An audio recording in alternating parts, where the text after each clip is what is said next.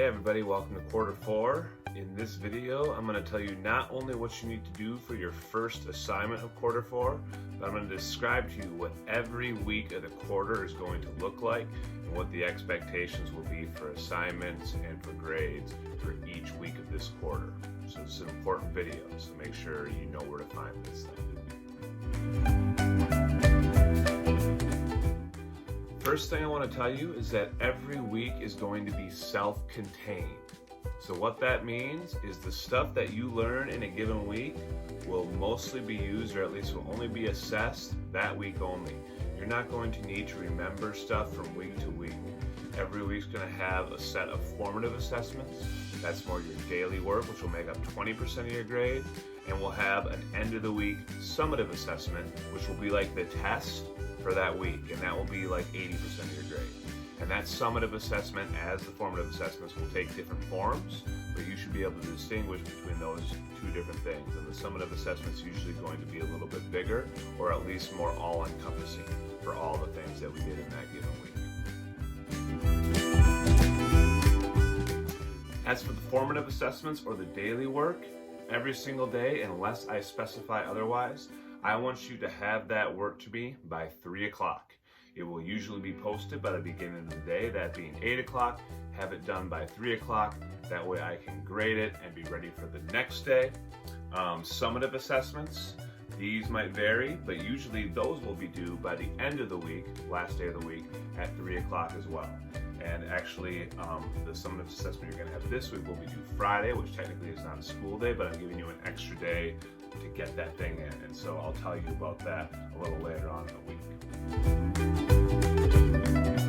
Canvas does have a gradebook feature, and I will be entering assignments into that gradebook. So you will see whether you have missing assignments. You will see how many points you got on daily work. You can already see how many points you got on the Cold War essay.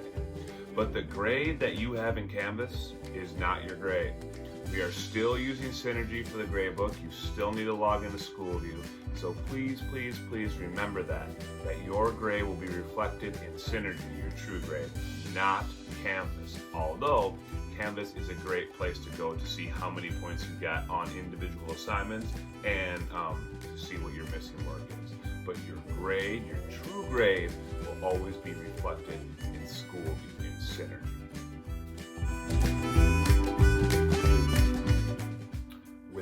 Exceptions, guys, I don't want to deal with resubmissions of work. Back when we were in school, I offered test corrections. That is not going to be an option with online learning. When you submit your formative and summative assessments, I want you to do it right the first time. I've got 84 kids enrolled in this course, and I want to grade everything one time. If everybody's submitting and then resubmitting and resubmitting, that's just going to be too much for me.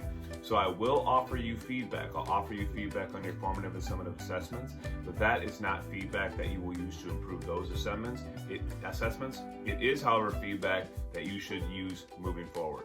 And so you're going to have a summative assessment this Friday, and I'm going to give you feedback on it. And maybe if you don't do well on it, you can use that feedback to do better on some of these summative assessments that will come down the road.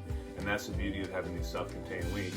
If you didn't do great on your Cold War essay, or you don't do great on the summative assessment this Friday, you're going to have ample opportunity to use the feedback I've given you on those assignments and try to produce better products in the weeks ahead.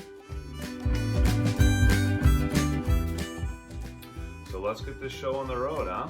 What are you doing today for your first assignment of quarter 4? Your first unit is about the Civil Rights Movement. We're going to be studying different aspects of the Civil Rights Movement in, I think, the next 5 weeks of the first 5 weeks of quarter 4, I guess. And so in order to kind of get you ready to study that movement, I want you to think about what the name of that movement means. It's called the Civil Rights Movement. You've got an assignment today in Canvas which asks you to think about what are civil rights, or another way you can think about it is what are civil liberties. When we talk about civil rights, cuando hablamos sobre derechos civiles, ¿de qué estamos hablando? What are we talking about? What are some examples of civil rights? What are some examples of civil liberties, generally speaking, that we as American citizens enjoy or should enjoy? Tienen que pensar en algunos ejemplos, definirlos generalmente, derechos civiles, derechos o libertades civiles, y incluir algunos ejemplos de lo que estás definiendo. You need to give me a general definition of what civil rights or civil liberties are, and a couple examples.